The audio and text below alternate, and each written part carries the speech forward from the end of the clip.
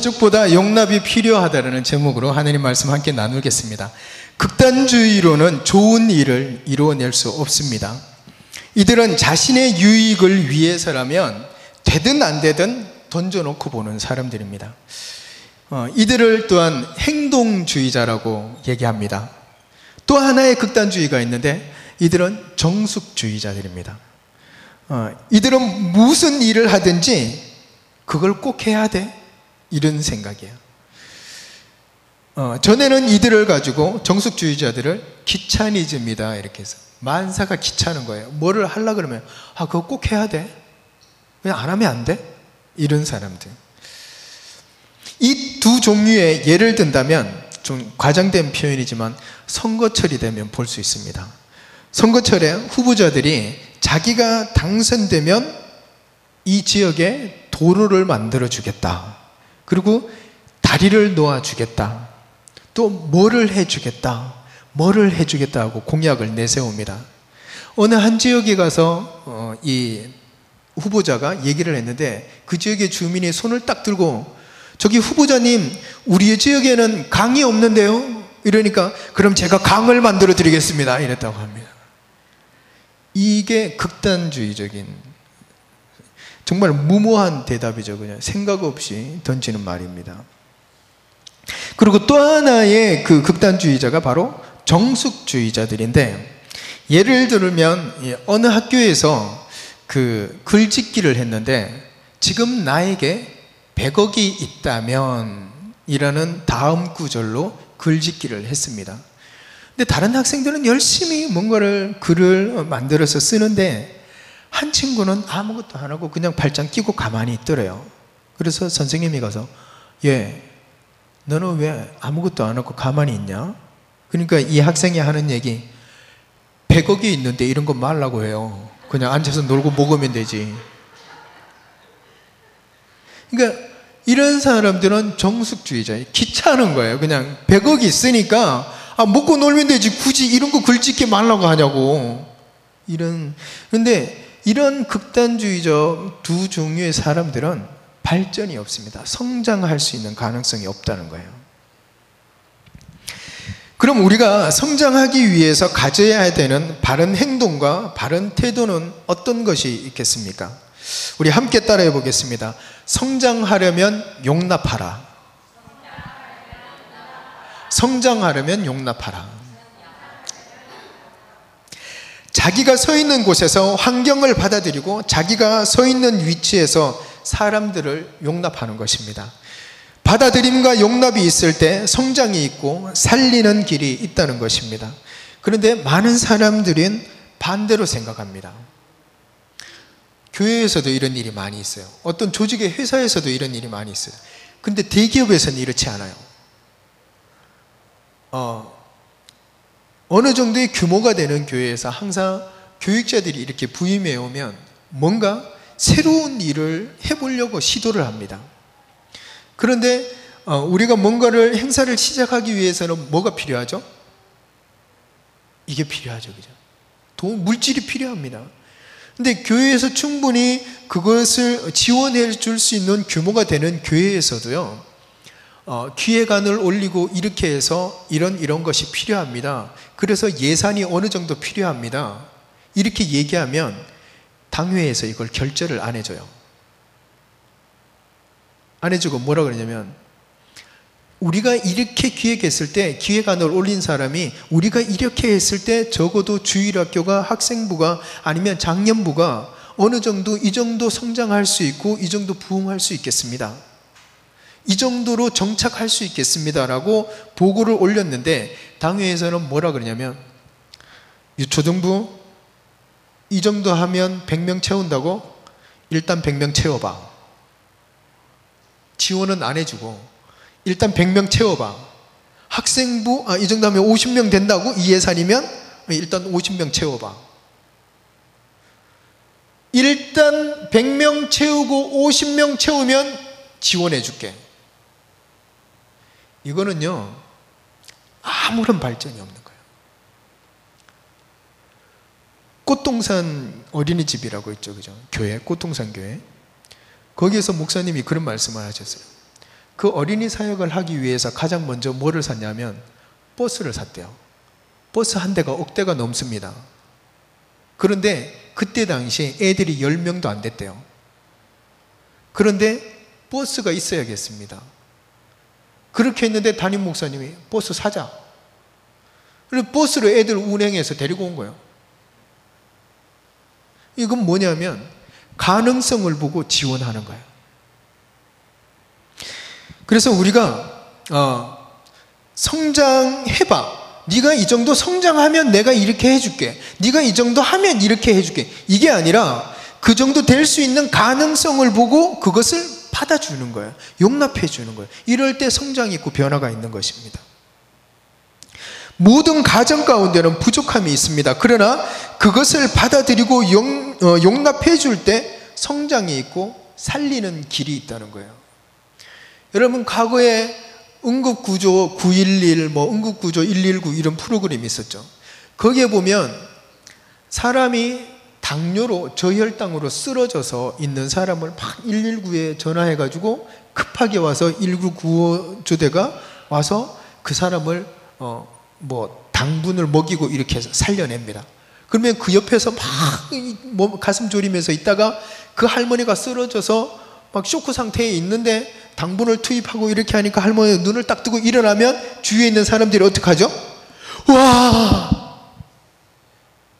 그리고 강아지가 어떻게 올라갔는지 얘가 옥상에 올라가서 내려올 길도 없어요. 길도 없고 몇 달을 굶었는지 뼈만 앙상하게 남아가지고 옥상에서 왔다 갔다 하는 거예요. 아파트 옥상에서. 떨어지면 죽어요. 그런데 그 상황을 119에 전화해서 119 구조대가 와서 어떻게 해서 그 구조대도 위험하잖아요. 옥상에서. 그 위험을 무릅쓰고 그 강아지를 딱 구조했어요. 구조했을 때 사람들은 밑에서 쳐다보면서 감동하고 눈물까지 흘려요. 뭐냐면 무엇인가 살리는 일엔 감동이 있다는 거예요. 강아지 한 마리를 살리는 일에도 그 강아지를 살리는 일에는 감동이 있다는 거예요. 그러면 사람을 살리는 일은 어떨까요? 그 10배, 20배, 100배의 감동이 있는 거예요. 예수님이 여리고를 지나가실 때 두 사람을 만납니다. 한 사람은 맹인 소경 바디메오였고 또 한 사람은 오늘 본문에 나오는 바로 삭개오였습니다.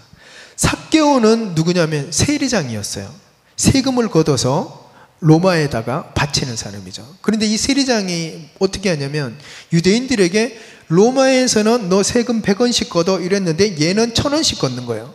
그리고 900원 인마이 포켓하고 100원만 로마에 이렇게 내는 그런 세리장이들이었어요. 그래서 그러면 이런 사람들은 뭐죠? 유대인들이 봤을 때는 로마의 앞잡이에요. 앞잡이. 그리고 매국노예요. 완전히 아주 나쁜 놈들이에요. 그런 삭개오였습니다. 그러니까 유대인들은 이들을 사람 취급을 하지 않았어요. 세리장이들을. 삭개오 자신도 그러한 모습 속에서 사람들이 그렇게 바라보는 시각 가운데서 사람들과 어울리고 싶지 않았어요. 그런 삭개오지만 예수님에 대해서는 소문을 들어서 알고 있었습니다. 예수님이 어떤 분이신가 보려고 나왔는데 사람들이 너무 많이 몰려 있는 거예요. 그리고 삭개오는 키가 작았어요. 한 저 정도 키 됐을 겁니다. 아무리 까치발을 들고 보고 깡충깡충 뛰어도 예수님을 못 보니까 가장 좋은 방법이 뭐예요? 예수님이 지나가시는 그 길 앞쪽에 가서, 옛날에는 우리가 그 한글 성경에는 뽕나무 이렇게 했잖아요. 그죠? 근데 그거는 그때 당시에는 우리나라에서 뽕나무가 제일 적절하다 이렇게 해서 그렇게 번역했는데, 원래는 뭐라고 그랬죠? 돌무화과 나무예요. 돌무화과 나무. 그래서 돌무화과 나무로 올라가서 예수님을 바라보는 거예요. 그래서 예수님이 지나가시는 길 앞에 가서 돌무화과 나무에 올라가서 예수님을 보려고 했던 것입니다. 그래서 삭개오가 돌무화과 나무 위에 올라갔던 거예요. 그런데 삭개오가 그곳에서 예수님을 만났을까요? 못 만났을까요? 몰라요? 삭개오가 예수님을 만났나요? 못 만났나요? 만났죠? 예수님을 만나고 난 다음부터 삭개오는 180도 변했습니다. 그가 변화된 것은 다리 많은 자신을 용납해주고 받아주었기 때문에, 그래서 변화된 거예요. 예수님께서 삭개오에게 복음을 전했던 것도 아니고, 야 삭개오, 너 세리장이라며, 너 로마의 앞잡이라며, 매국노라며 라며 예수님이 말씀하시지 않으셨다는 거예요. 5절에 보면 예수께서 그곳에 이르사 쳐다보시고 이르시되 삭개오야 속히 내려오라, 내가 오늘 내 집에 유하여 하겠다 하시니 급히 내려와 즐거워하며 영접하거늘 무사람이 보고 수군거려 이르되 저가 죄인의 집에 유하러 들어갔도다 하더라. 삭개오가 나무 위에 있을 때 예수님이 삭개오를 알아보셨습니다. 그리고 삭개오가 세리장이든 어떤 로마의 앞잡이든 매국노든 전혀 상관없이 예수님께서 삭개오야, 너 빨리 내려와. 왜요? 내가 오늘 니네 집에 갈 거야. 니네 집에 가서 내가 좀 묵어야겠다. 너 빨리 내려와. 그랬을 때 삭개오는 예수님에 대해서 어떤 분인가 소문을 듣고 알고 있었어요. 그런데 예수님을 그냥 보기만 하려고 그 나무 위에 올라가 있었는데 예수님이 어떻게 해요? 삭개오를 알아본 거예요. 제가 삭개오입니다라고 얘기도 안 했잖아요. 그런데 예수님은 삭개오를 알아보고 삭개오야 내려오라. 삭개오는 기뻐서 어쩔 줄 모르고 내려왔습니다. 그리고 예수님을 모시고 자기 집으로 들어갔어요. 다른 사람들이 봤을 때는 세리장이었고 로마의 앞잡이였고 죄인이었고 이렇기 때문에 상대도 하지 않았는데 예수님은 삭개오의 집으로 들어간 거예요. 그랬을 때 사람들이 뭐라 그래요? 저가 예수님이 죄인의 집에 가서 같이 묵네? 이렇게 수군거렸다는 것입니다. 여러분, 진정한 친구가 어떤 사람이 진정한 친구일까요? 내가 비난을 당하고 있을 때 나와 함께 있어주는 친구가 진정한 친구입니다. 내가 힘들어하고 내가 어려움 당해 있을 때 내 옆에 함께 있어주는 친구가 진정한 친구라는 것입니다. 요즘 10대들은요 왕따가 많이 있습니다. 학교에서도. 그런데 그 왕따가 될 수 있는 건 뭐냐면, 한 명을 왕따를 시키면요 다른 친구들이 이 왕따 옆에 가지 않는다는 거예요. 왜? 그 친구 옆에 가면 자기도 같이 왕따가 되는 거예요. 그런데 그 왕따의 진정한 친구가 될 수 있는 사람은 다른 아이들의 비난을 당하더라도 그 친구와 함께 있어주는 그 친구가 진정한 친구인 거예요. 바로 예수님이 삭개오에게 그렇게 했습니다. 많은 사람들은 삭개오를 세리장이다, 나쁜 놈이다, 매국노다, 로마의 앞잡이다, 손가락질하고 죄인이다 이렇게 했지만 예수님은 삭개오와 함께 하신 거예요. 그러니까 삭개오가 예수님을 얼마나 대단한 분으로 봤겠어요. 그러니까 삭개오가 어떻게 고백해요? 예수님, 내 재산의 절반을 내가 가난한 자들을 위해서 내가 내놓겠습니다. 그리고 또 뭐라 그래요? 내가 혹시나 속여서 갈취한 것이 있으면 내가 그 사람의 4배라도 갚아주겠습니다. 삭개오는 세리장으로서요 부유한 사람이었어요. 부족함이 없던 사람이었어요. 그런데 예수님이 삭개오를 받아들이니까, 용납해 주니까 그 자리에서 180도 변화된 거예요. 뭐 예수님이 야 삭개오야, 너 세리장이라서 되게 부자인데 너 그거 좀 이렇게 가난한 사람들한테 좀 나눠주면 안 되겠니? 너 그렇게 해야 나를 만나고 또 아브라함의 후손이라고 말할 수 있지 않겠어? 너 좀 그렇게 해라. 예수님이 이러지도 않았습니다. 단지 삭개오에게 다가가서 그 집에서 유하고 함께 먹고 함께 있어줬던 것 뿐입니다. 그랬을 때 삭개오는 바뀌었다는 것입니다. 한 청년이 애완용 고양이를 키웠습니다. 이 청년이 생선을 좀 먹으려고 밥상 위에 생선 한 마리를 딱 얹어놓고 밥 들어간 사이에 고양이가 그 생선을 딱 물고 가버린 거예요. 가서 삐좁은 틈으로 들어가서 그 안에 있는 거예요. 그러니까 이 청년이 나와 너 나와, 그거 내가 먹을 거야, 네가 먹으면 안 돼, 나와. 이랬는데 나오나요? 안 나와요. 고양이가 그 안에서 생선을 다 먹고 난 다음에 1시간쯤 지나서 나왔더랍니다. 이 청년이 화가 나서 고양이의 목덜미를 딱 잡고 주먹을 딱 쥐고 너 혼날 줄 알아? 하고 주먹을 딱 쥐었는데 고양이가 눈을 지그시 감으면서 주인님 뜻대로 하옵소서 이러고 있는 거예요.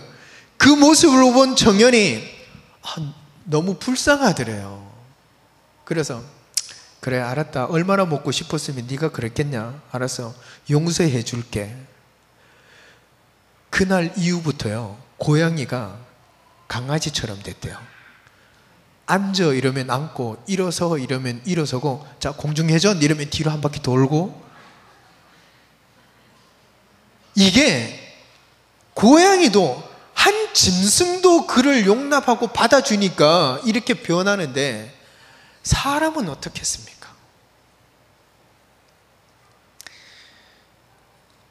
자, 다시 한번 따라와 보겠습니다.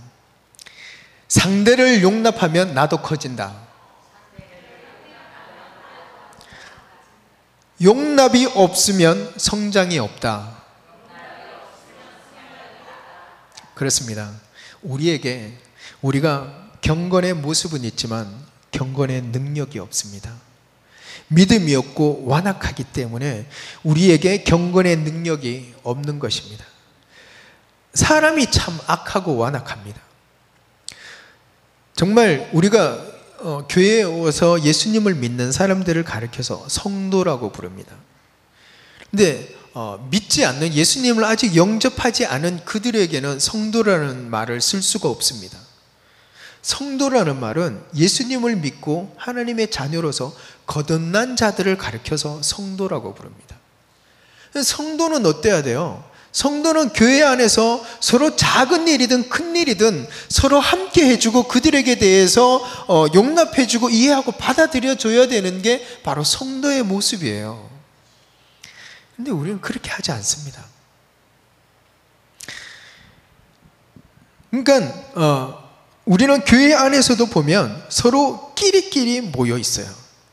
나랑 얘기가 좀 통하는 사람끼리 모이고 나랑 연령대가 비슷한 사람끼리 모이고. 그런데 여러분, 나와 똑같은 사람끼리 모여 있으면 발전이 없습니다. 내가 얘기하는 걸 수긍해주고 또 그 사람이 얘기하는 걸 내가 수긍하고 이렇게 해서 서로 얘기를 그냥 받아줄 수 있는 사람들끼리 있으면 여기에서 더 이상 성장이 없다는 거예요. 무슨 얘기냐면 나와 다른 사람과 내가 관계를 할 수 있어야 되고 나와 다른 사람의 이야기를 내가 받아들일 수 있어야 되고 나와 틀린 사람에 대해서 나와 자란 환경이 다른 사람에 대해서 그들과 함께 내가 사귈 수 있고 만날 수 있어야 그들을 용납할 수 있고 그들이 얘기를 들어줄 수 있어야 그들을 통해서 내가 변화되고 나를 통해서 그들이 변화될 수 있는 거예요. 그런데 우리는 편한 게 좋다고 나와 통하고 나와 말이 잘 통하는 사람들끼리만 자꾸 모여있단 말이에요. 고여있는 물은 어떻게 되죠? 썩습니다. 교회 내에서도 똑같아요. 똑같은 사람들끼리 모여있으면 결국은 발전이 없고 썩고 그 안에서 부패가 일어나고 문제가 일어나는 거예요. 우리는 그래서 자꾸 안으로 생각을 두기보다 밖으로 생각을 둬야 됩니다. 여기 있는 분들 예수님 만나고 하나님의 자녀가 되고 신앙 고백, 똑같은 우리가 신앙 고백을 하는 사람들이라 그러면요, 알아요. 내가 기도하지 않으면 내 신앙 상태가 나태해진다는 거 알고 있습니다. 내가 말씀 듣지 않으면, 예배 드리지 않으면 내 마음에 부담되는 거 알고 있어요. 누군가 왜 예배 안 나왔어? 이렇게 얘기하지 않아도요, 그 사람 스스로에게 마음에 찔림이 있다는 거예요. 그런데 자꾸 우리는 안 사람에게 자꾸 관심이 있는 거예요. 왜 안 했어요? 왜 요즘 기도 안 나와요? 왜 요즘 예배 안 나와요? 내가 얘기하지 않아도 그 사람 다 안다는 거예요. 그러면 우리의 생각을 누구에게요? 믿지 않는 사람들에게 나가야 되는 거예요. 믿지 않는 사람들에게 가서 복음을 전하고 그들에게 예수를 증거해야 되는데 우리는 자꾸 우리 안에 복음을 전하고 우리 안에 예수님을 증거하려고 그래요. 그건 뭐냐면요, 그렇게 되면 우리가 우리 스스로를 정죄하는 거예요. 나는 예배 나왔는데 너 왜 안 나왔어? 이거예요.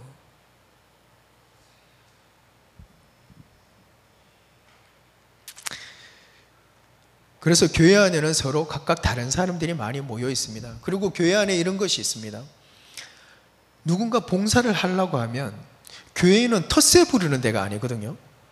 누군가 새로운 성도가 와요. 그러면 교회에서 뭔가를 하려고 합니다. 하려고 하면 그거 그렇게 하면 안 돼요. 그냥 가만히 계세요. 이거 제가 할게요. 아니요, 그거는 저희들이 잘 알아요. 저희 교회 방식이 있어요. 그렇게 하면 안 돼요. 이러면은 새 가족이 뭔가를 하려고 해도 부담스러워서 뭐 합니다. 제가 사역하던 한 교회 그 젊은 집사님이 와서 하소연을 하는 거예요. 전도사님, 나도 정말 주방에서 봉사하고 싶어요. 그런데 못하겠어요. 왜요? 가서 뭔가 요리를 하나 하려고 그러면 권사님이 그거 그렇게 하면 안 돼. 그래서 그럼 어떻게 하는 거야? 냅둬, 내가 할게. 저쪽에 가서 뭐 하려고 하면 그걸 그렇게 하면 안 된다니까? 그렇게 하지 마. 그래요? 가만히 있어요. 빗자루를 들고 청소를 그거 그렇게 쓰면 안 돼. 하나부터 10까지 따라다니면서 지적을 해서 하기 싫다는 거예요. 그리고 이것도 하면 혼나고 저것도 하면 지적당하고 청소하려고 그래도 지적당해서 저쪽에 가서 가만히 서 있었대요. 그거 왜 가만히 서 있어? 이거 좀 하지. 뭐 이거를 해도 뭐라 그러고 저거를 해도 뭐라 그러고 아무것도 안 하고 가만히 있어도 뭐라 그러고, 그럼 이 사람은 뭘 해야 돼요? 젊은 사람들에게는 뭔가 하고자 하는 힘이 있고 열정이 있어요. 그러면 어르신들이 잘 다 일러가지고 이렇게 칭찬 한 번만 해주면 알아서 해요. 그런데 자꾸 텃세 부리려고 그러면 안 해요. 우리는 받아들이고 용납해줘요. 젊은 사람들은요, 우리 나이 드신 분들이 양식 요리를 더 잘할까요? 젊은 사람들이 더 잘할까요?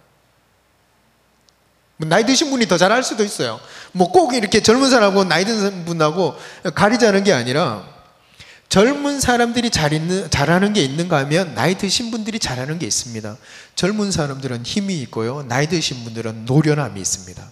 노련함으로 젊은 사람들을 부려먹으면 되는 거예요.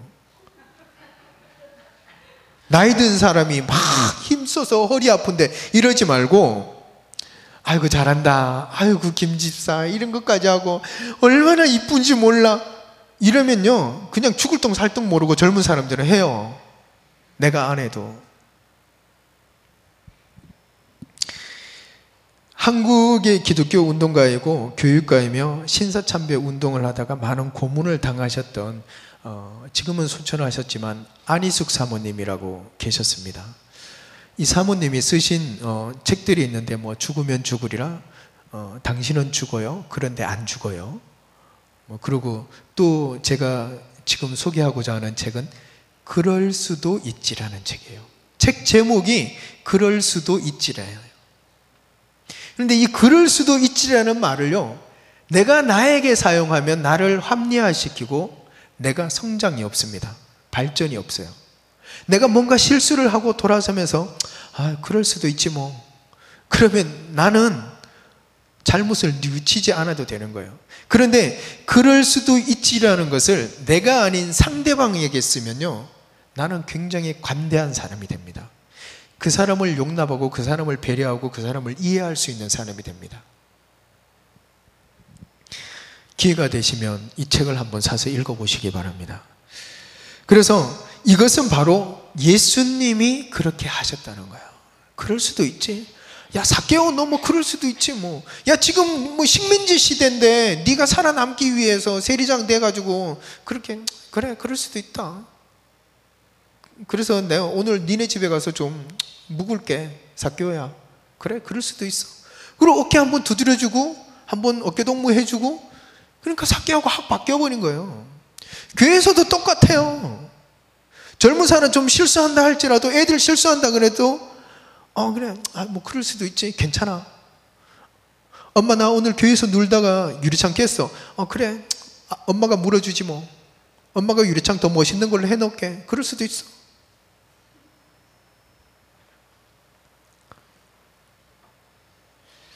그렇게 하면 그 아이는 우리 엄마 아빠가 정말 대단하다 그럴 거예요. 깨고 왔는데 이 새끼 너 그걸 깨? 그러니까 내가 그렇게 놀지 말랬잖아. 그 다음날 또 깹니다.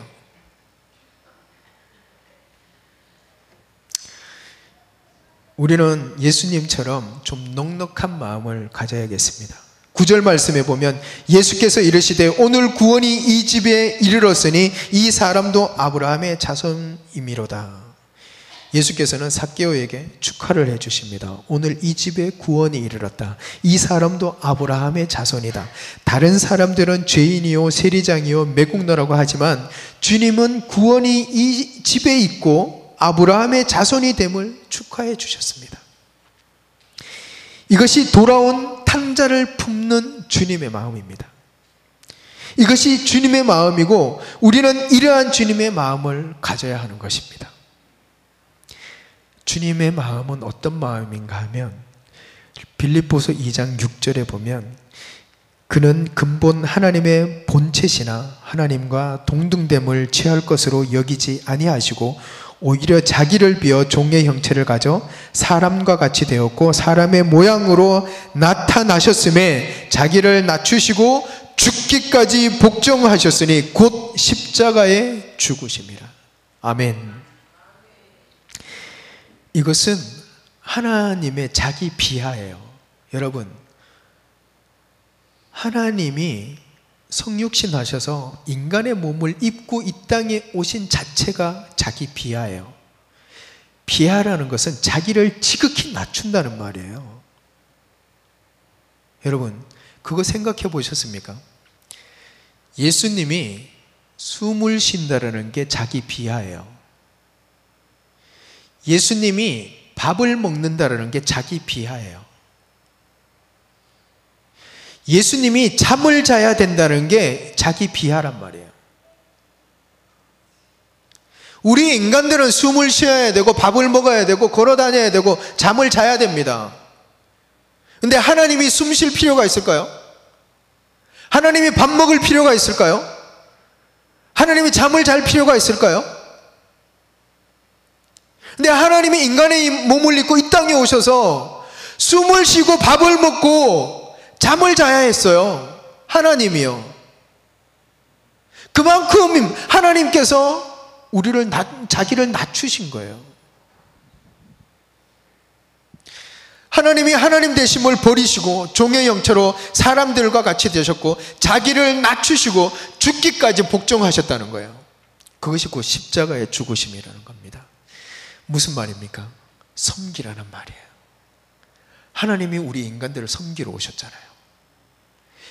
정말 하나님이 그의 피조물 우리 인간들을 섬기러 이 땅에 오셨다는 겁니다. 어느 교회에 장성급 되는 분이 교회에 등록을 했답니다. 장성급이면 투스타예요. 투스타. 별 2개. 그런데 이분은 항상 교회에 올 때 예배 시작한 지 한 10분이 지나서 들어온대요. 그래서 목사님이 신방을 가서 예배를 드리고 난 후에 성도님 어떻게 항상 예배를 시작하고 한 10분쯤 지나서 들어오십니까? 그러니까 가도 아는 사람도 잘 없고 그리고 별로 할 일이 없어서 일찍 가도 멀뚱멀뚱 있어야 돼서 그냥 예배 시작하고 좀 늦게 이렇게 갑니다. 그러니까 목사님이 그러면은 제가 할 일을 드리겠습니다. 앞으로 30분 일찍 교회에 오십시오. 그러니까 이 투스타가 뭐 가서 할 일도 없는데 그렇게 일찍 뭐하러 갑니까? 그러니까 목사님이 와서 주보를 드릴 테니까 안내를 맡아 주십시오. 그러니까 뭐 가만히 생각하니까 뭐 인사하고 주보 이렇게 나눠주는 거는 충분히 할 수 있겠다 이렇게 생각해서 알겠습니다. 그리고 그 군복을 쫙 입고 투스타 모자를 딱 쓰고 가슴에 또 훈장 받은 것까지 이렇게 딱 달아가지고 주일날 온 거예요. 그래서 30분 일찍 와서 주보를 이제 오시는 분들한테 나눠준 거예요. 나눠줄 때마다 중성 이러고 주보 주고 중성 이러고 주보 줬는데 이등병이 딱 오는 거예요. 이등병이 딱 오니까 거기에 중성 이러고 주보 주는 거예요. 이런 일은 없습니다. 투스타가 이등병한테 격려하는 일은 우리 한국 군대에서는 없어요. 그런데 이게 소문이 난 거예요. 이등병이 투스타한테 격려받고 난 다음에 나가서 소문내기를, 야, 너 투스타한테 격려받아 봤어? 아니? 야, 그 교회 가면 투스타가 너한테 격려해. 군인들이 다 몰려온 거예요. 군인들이 몰려오면 투스타가 중성 주워주고 중성 주워주고. 여러분, 이등병이 투스타한테 격려하는 건 당연한 거예요. 변화가 없어요. 근데 투스타가 이등병한테 격려하면 뒤집어집니다. 교회도 똑같아요. 여러분, 죄인이 자기의 죄 때문에 십자가에 죽는 것은 당연한 거예요. 아무런 변화가 없습니다. 그런데 하나님이신 예수님이 우리 육체의 몸을 입고 이 땅에 와서 십자가에 죽으셨을 때 이 인류를 구원할 수 있는 역사가 일어난 거예요. 여러분, 내가 직분이 높다고 해서, 나이가 많다고 해서 고개 안 숙일 일이 아니에요. 우리 장로님 항상 나가실 때마다 우리 목사님 앞에서 인사하시잖아요. 그럴 때 장로님이 만약에 90도 인사를 하면 여기 나가시는 분들 전부 다 기어 나가야 될 겁니다.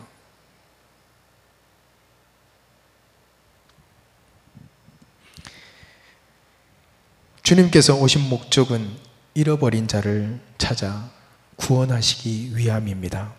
오늘 본문 10절에 인자에 온 것은 잃어버린 자를 찾아 구원하려 함이니라.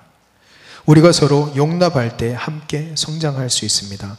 서로를 용납하고 이해해주고 좀 부족하더라도 그럴 수도 있지라는 간대한 마음을 가질 수 있길 바랍니다. 여러분, 따지고 보면요, 저나 여러분이나 똑같은 처지예요. 저도 삼시세끼 밥 먹어야 되고요, 집에 가면 애들하고 맨날 싸워야 되고요, 때로는 집사람하고도 싸워야 되고요, 때로는 전도사들끼리도 싸워요. 그런데 전부 다 하는 얘기 들어보면 전부 다 하나님을 위해서예요. 교회 내에서도 막 조직이 분파가 나눠서 싸우잖아요. 항상 하나님 편이에요, 모든 팀이. 그런데도 싸워요. 똑같아요. 우리가 선하면 얼마나 더 선하고 의로우면 얼마나 더 의롭겠습니까? 그냥 좀 부족한 것을 보였더라도 그래, 그럴 수도 있지 뭐. 내가 실수하는 거 저 사람이 실수할 수도 있고요, 저 사람이 잘못하는 거 내가 할 수도 있어요. 굳이 따지고 너 왜 그랬느냐 이럴 필요 없다는 거예요. 그냥 용납해주고 받아주라는 거예요. 그러니까 서로 지적하기보다 용납하며 살 수 있길 바랍니다. 우리 주위에 삭개오와 같은 사람들이 많이 있습니다.